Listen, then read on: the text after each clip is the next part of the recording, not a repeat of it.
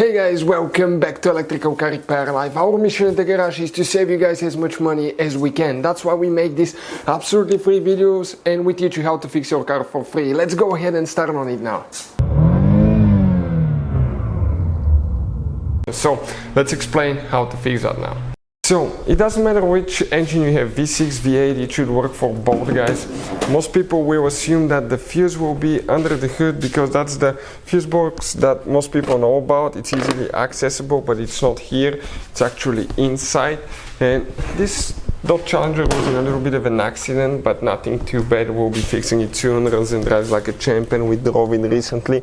See if your radio, guys, for some reason, doesn't work. What fuse you need to check? You need to come to the trunk. Always turn ignition off and all that stuff when you check fuses. But if you come right here and you leave the cover, you come to the spare tire and the car battery here as well. And here you have one fuse box that you're going to open by pressing here. Okay, it will be closed like that. You press here, pull it up and come this way. Now what we need to look for, guys, okay, specifically here for that that fuse, guys, is actually let me find something to point with quick, okay, to see if I can show you. Okay, perfect.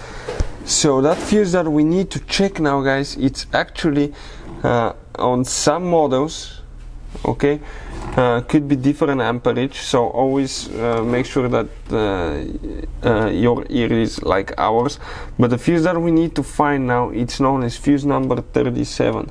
So we're talking about this 20 amp fuse. Starting from right to left, it will be the second fuse. If you start from left to right, after that big fuse will be 1, 2, 3, 4, 5, 6. Always count if you're missing 1, 2.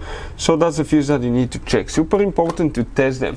Sometimes you cannot clearly see that the fuse is burned and you may put a bad fuse in and you still have problems. And let's say you buy a new radio, you spend time, money to fix a problem that all we had to do, test the fuse and find out if it's good or bad. Also check out, we'll put a link to a special video that will teach you how to test fuses, relays, and where to buy cheap fuses and relays from. Hopefully the video will be helpful to any of you needing help with that. Thank you for watching. Hopefully, guys, the video was helpful and we were able to save you money. We guys have more than 19,000 free repair videos on our YouTube channels. Check them out. We have videos that can save you thousands of dollars in future repairs. Thank you for watching and see you guys next time.